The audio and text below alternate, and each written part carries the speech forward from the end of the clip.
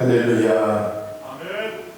오늘 이 아침에 나오신 여러분을 주님의 이름으로 축복하고 또 가정과 여러분의 생활 현장에서 이 시간 하나님으로 보며 예배하는 여러분에게 주의 은총과 자비가 있기를 바랍니다. 아멘. 오늘은 8월 23일 성령 강림 후 12번째 주일이고 계절로 보면 처서가됩니다. 아침 저녁으로 선선한 기운이 돌고 낮에는 맑은 바람과 왕성한 빛이 내리비치어 곡식이 연거라가는 때요, 하늘은 뭉게구름이 일어나는 때요, 밤에는 귀뚜라미가 노래하는 때입니다. 하나님께서 모쪼록 여러분의 생업과 일터와 가정과 또 근로 현장, 군대와 학교에서 주님이 주시는 축복이 충만한 이한 주간이 되기를 다시 한번 축복합니다. 아멘. 저는 오늘 출애굽기 1장 8절에서 2장 10절 말씀을 중심으로 하나님의 행동과 신앙 응답이라는 제목으로 주님의 말씀을 선포하려 합니다. 출애굽기는 구약 성경의 두 번째 책이고 야곱의 자손들이 애굽에서 탈출하게 되는 전후 상황을 기록하고 있는 말씀입니다. 그래서 출애굽기 1장 1절에 보면 어의 셔머트구의 이스라엘이라고 이스라엘 자손들의 명단이 나오면서 그들이 이제 출애굽을 하며 겪게 되는 이야기를 시작하고 있는데 8절 말씀에 보면 이렇게 기록하고 있는 걸 볼 수 있습니다. 출애굽기 1장 8절 말씀을 읽어보겠습니다. 요셉을 알지 못하는 세왕이 일어나 애굽을 다스리더니 이스라엘 자손들이 요셉이 세상을 떠나고 약 400년 동안 애굽에서 번성하게 될 때에 애굽 왕은 과거의 요셉과 이스라엘 백성들의 공로를 모르고 두 가지 카드로 이스라엘 백성들을 압박하게 됩니다. 하나는 무거운 노동이요, 또 다른 하나는 유아를 살해하라 하는 명령이었습니다. 그렇지만 이런 와중에도 하나님께서는 이스라엘 백성들에게 은혜를 베푸시어 그들의 자손이 번창하게 하시고 애굽에서 보낸 산파들조차도 하나님을 두려워하여 이스라엘 자녀들을 살려내는 일들을 하게 될 때 하나님은 이 이스라엘 자손들을 더욱 번창하게 하신 것을 성경은 기록하고 있습니다. 그렇다면 이 애굽 사람들은 왜 이렇게 이스라엘 자손들을 무리하게 학대하고 그들을 고통스럽게 했던 것일까 하는 것입니다. 본문 말씀을 통하여 살펴보면 애굽 사람들에게는 세 가지 두려움이 있었습니다. 하나는 이스라엘 자손들이 수가 많아질까 걱정했던 것입니다. 또 다른 하나는 이스라엘 자손들이 수가 많아지면 그 힘이 강해질까 두려워했습니다. 세 번째는 그 강한 힘으로 자신들을 배반해버릴까, 그것이 두려웠던 것입니다. 다른 말로 바꾸고 말하면 내가 가진 것을 혹시 저들 때문에 뺏기지는 않을까, 저들이 우리를 배신하지는 않을까,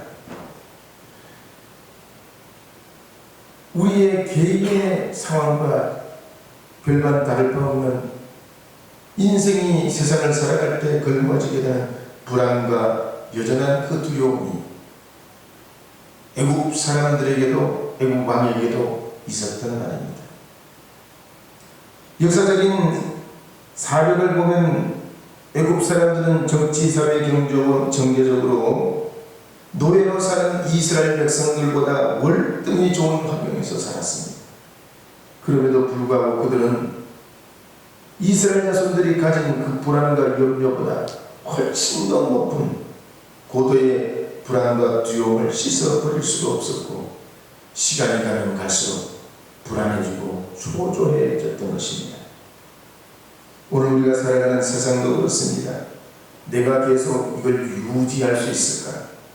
내가 다니는 직장과 사업이 여전히 안전할까? 같은 동료나 동업자가 딴 마음을 먹고 등을 돌려버리지는 않을까? 지금은 괜찮지만 언제까지 내 살아가는 삶에 염려와 걱정이 없을까? 땅값과 집값은 올라가는데 코로나19로 경제가 불안정한데 내가 빌려준 돈은 받아낼 수 있을까? 투자한 돈에는 손해가 없을까? 혹시 길이라도 가다가 신고에 빠져가지고 사고나 당하지는 않을까? 누가 와서 내 차를 느닷없이 들이박지는 않을까? 이번에 건강검진하게 되는데 치매나 중풍이나 심장병이나 무슨 각종 암질환에 내가 혹시 걸리지는 않을까? 끊임없이 인생을 살아가는 사람, 두려움과 불안, 우리의 인생의 삶을 마치 자기가 주인인 것처럼 핸들링하려고 하는 것입니다. 미국의 유명한 헐리우드 스타였자 국민배우였던 영화배우 로빈 윌리엄스는 1924년에 63세의 이로 자기 집에서 자살을 해버립니다. 경찰에서 조사해 봤더니 뚜렷한 사망 원인이 없습니다. 빚을 것도 아니고 무슨 치정의 문제가 있는 것도 아니고 그렇다고 이 사람이 큰 실패를 한 것도 아닙니다. 이 사람만큼 잘 나가는 사람도 없어요.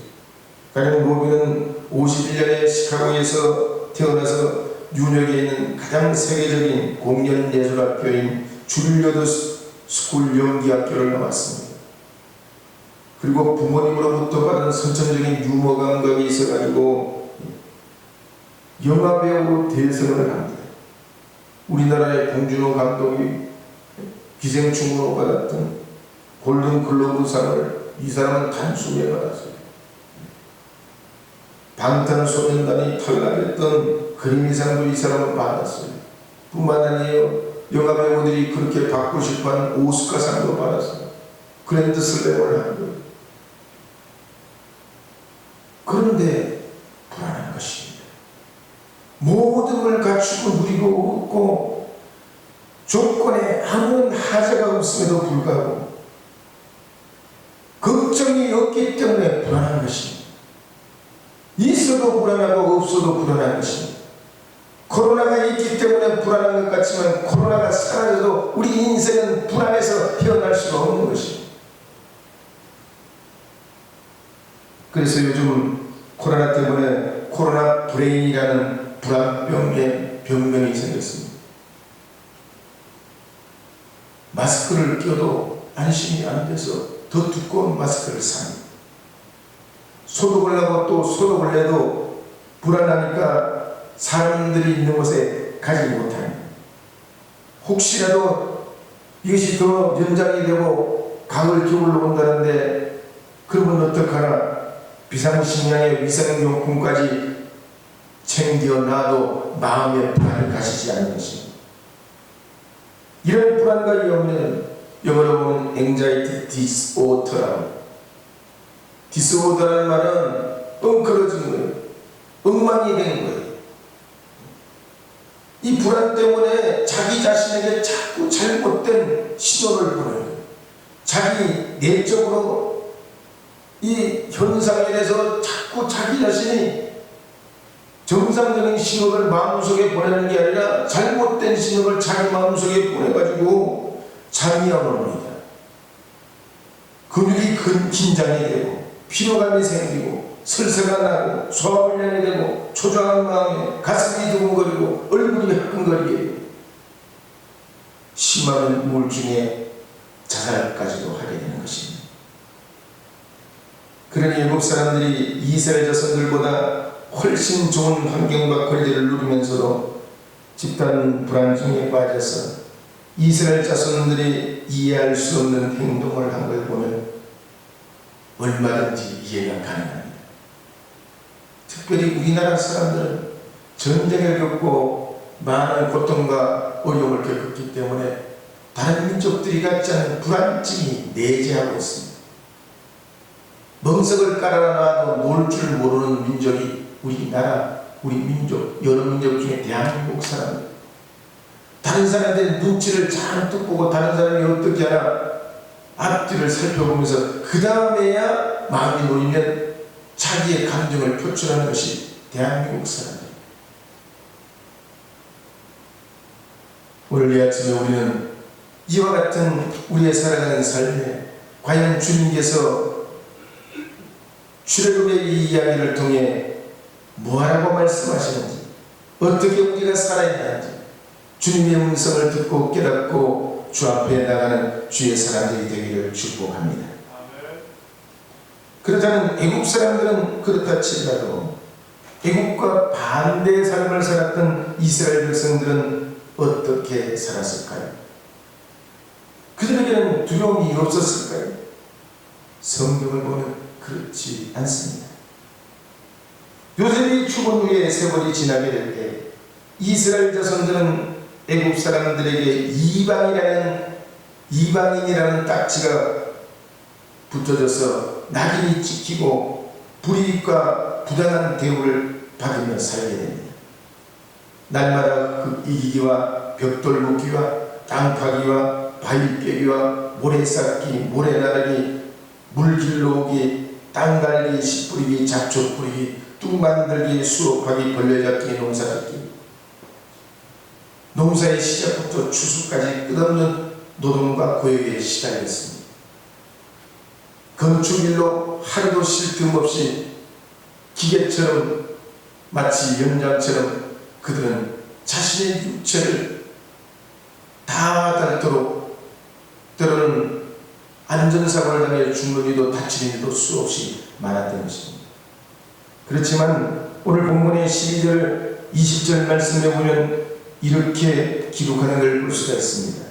우리 12절 그리고 20절 말씀 함께 읽어보도록 하겠습니다. 함께 읽겠습니다. 그러나 학대를 받을수록 더욱 번성하여 커져가니 애국 사람이 이스라엘 자손으로 말미암아 근심하여. 20절 말씀도 읽어보겠습니다. 하나님이 그 상하들에게 은혜를 베푸시니 그 백성은 번성하고 매우 강해질지니라. 그러니까 애국 사람들에게는 자기들이 누리던 것을 잃을까 불안하고 염려하고 그랬을 적에 이스라엘 사람들은 먹고 사는 문제, 내 하루의 일상에서부터 고된 노동과 학대로부터 절망 중에 있을 때 이스라엘 사람들은 애국 사람들이 가지지 못했던 한 가지가 있었다는 얘기. 똑같이 불안과 어려움과 인생의 절망 중에 살아갈 때 이스라엘 사람들은 그 다른 한 가지가 있었는데 그것은 뭐냐? 하나님의 은혜였다. 오늘 이 코로나 시대에 세상 사람들이 갖지 못한 크리스찬이 누리는 한 가지가 있다는 역시 수천 년이 지나도 하나님의 은혜인 것입니다. 환경의 유무와 상관없이 물질의 유무와 상관없이 우리의 일상과 상관없이 여전히 우리에게 임하고 더해지는 것, 변치 않는 하나님의 은혜의 길이 있다는 것입니다. 그래서 출애굽기 2장 1절에 보면 이스라엘 백성들이 절망 중에 있을 때 하나님의 은혜가 어떻게 임하는지 2장 1절부터 그 이야기를 풀어가고 있는 걸 볼 수가 있습니다. 가령 레위지파 사람 모세의 아버지 아브라함과 모세의 어머니 요셉에선 서로 사랑하여 결혼한 다음에 큰딸 미리암을 낳고 둘째 아론을 낳고 그리고 3년 후에 다시 모세를 낳게 되는데 당시의 애굽의 악법인 아들을 낳으면 죽여야 하는 법이 모세에게 해당되게 됐습니다. 모세는 부모님이 볼 때 너무나 사랑스러운 셋째 아들이었습니다. 잘생기고 건강하고 너무너무 내 분신과 같은 그 아기를 죽여야 했지만 법으로 볼 땐 그럴 수 없어서 몰래 석 달을 숨겨 키웠습니다. 그러나 이 아기가 자라면 자랄수록 모세의 부모님의 마음의 절망도 그만큼 더 커져갔습니다.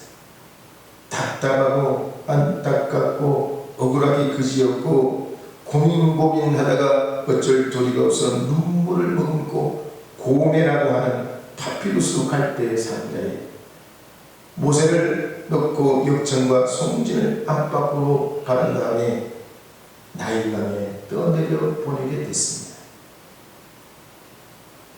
이 같은 모세 어린 시절의 이야기는 모세 가족의 이야기가 아닙니다. 당시 이스라엘 백성들이 겪고 있던 마지막 남은 그 희망, 강물에 떠내 보내야 하는 마지막 남은 희망이 강물에 떠내려가는 모세의 갈대상자와 같은 똑같은 심정으로 그들은 살았던 것입니다. 그래서 출애굽기 2장 1절에서 4절 말씀에 보면 이렇게 기록하는 내용이 있는 걸 볼 수 있습니다. 함께 읽어보겠습니다. 2장 1절에서 4절 말씀입니다. 레위 가족 중 한 사람이 가서 내 여자에게 장가들어 그 여자가 임신하여 아들을 낳으니 그가 잘생긴 것을 보고 젓갈 동안 그를 숨겼으나 더 숨길 수 없게 되되 그를 위하여 갈대 상자를 가져다가 욕청과 나무줄을 칠하고 아기를 그 이다나 나일 강가의 갈대 사이에 두고 그의 누이가 어떻게 되는지를 알려고 멀리 섰더니. 아멘. 이 말씀을 보면 이스라엘의 상황이 다른 말은 달리 생각나지 않습니다. 절망이라는 말밖에 생각이 나지 않는 것입니다. 이스라엘 자손들을 지배하고 있는 애국은 애국대로 불안과 염려로 그들은 잘못된 판단과 행동을 하고 있고 거기에 억압받고 자유를 잃고 힘들게 살아가는 이스라엘 자손들은 절망이라는 굴레에 갇혀서 갈대 상자에 떠내려가는 아기 모세와 같은 심정으로 살았던 것입니다. 만약에 이 출애굽기 이야기가 여기에서 끝난다면 섹스피어의 햄릿이나 로미오와 줄리엣의 이야기보다 더 슬픈 이야기가 되고 말 것입니다. 그러나 출애굽기 이야기는 이것이 끝이 아니고 이 이스라엘의 절망, 이것이 출애굽기 이야기의 시작인 것입니다.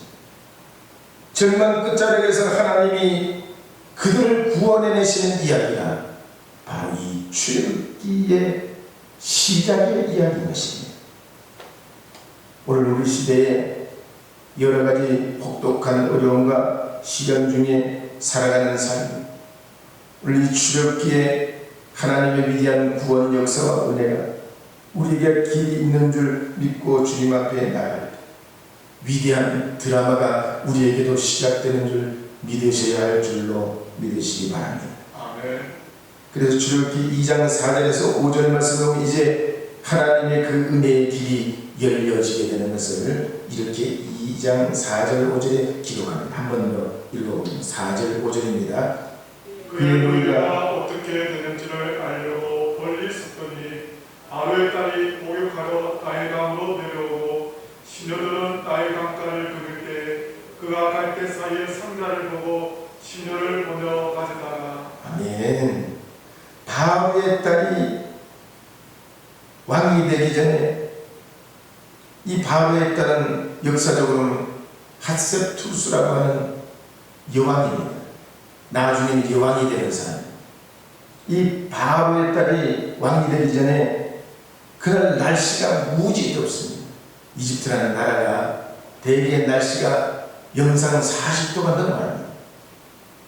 그날도 나일강에 목욕을 하러 나왔다가 더운 날씨에 강물에 떠내려오는 갈대 상자를 발견하고 그 안에 들어있는 아기 모세를 신이 준 선물로 여겨 데려가서 자기의 양자로 삼게 된 것입니다.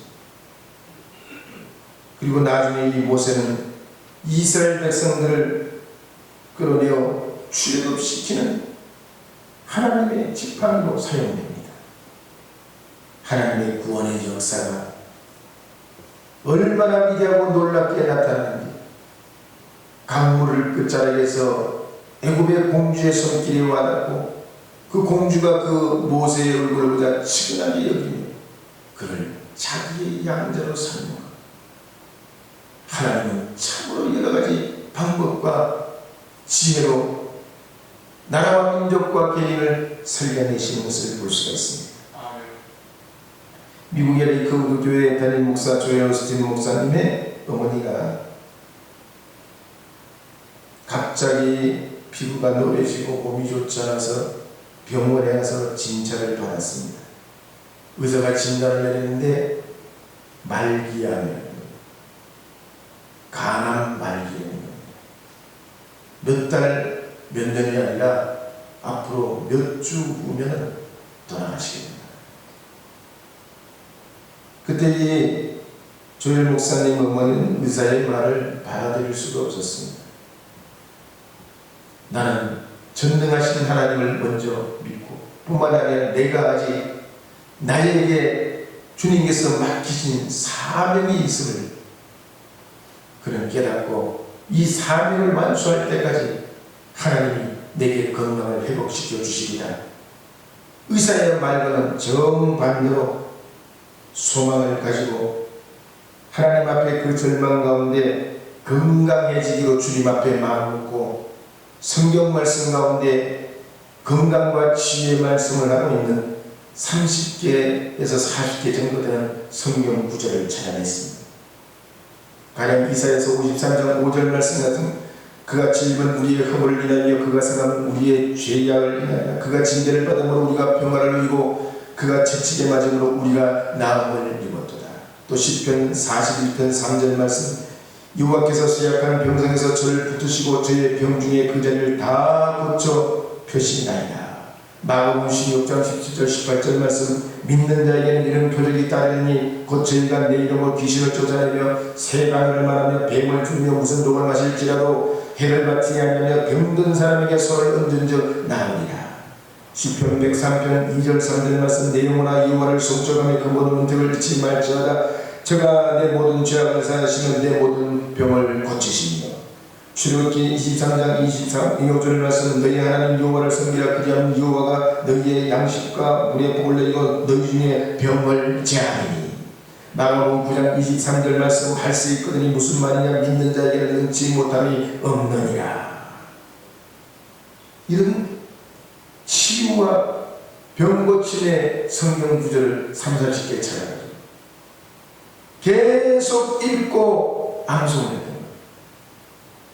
마음으로 믿고 입으로 고백하면서 말씀으로 심령에 채우고 자신의 육신의 질병에 주님의 치유가 임하기를 계속해서 기도할 때에 병세가 호전되기 시작했어요. 몇 주밖에 못 산다는 분이 건강이 회복되어 버렸습니다. 사랑하는 여러분, 우리 인생의 가장 귀한 소중한 가치가 무엇입니까? 사도행전 27장에 보면 바울의 일행이 유라굴라 광풍을 만나게 될 때 그들은 배 안에 있던 모든 짐을 다 바다에 내던집니다. 기구는 다 내던지고 사흘째 되는 날에는 배에 있던 그런 모든 것들을 자기 손으로 다 버리게 됩니다. 심지어 생존을 위해서 준비했던 양식, 쌀과 밀 같은 것들까지 바다에 다 던져버립니다.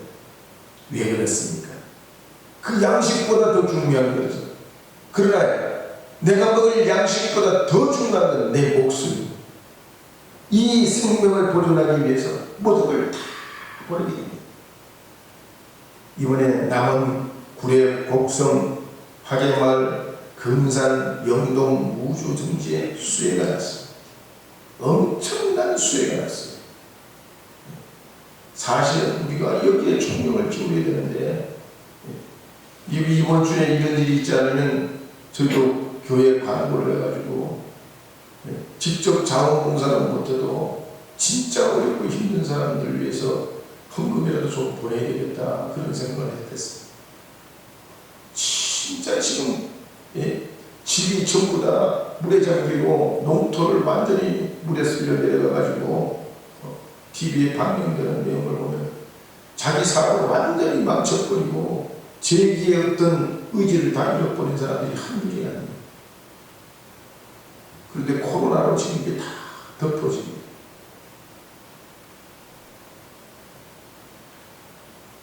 우리의 인생에서 정말로 재난을 만나면 진짜 소중한 게 뭔지 깨닫게 됩니다.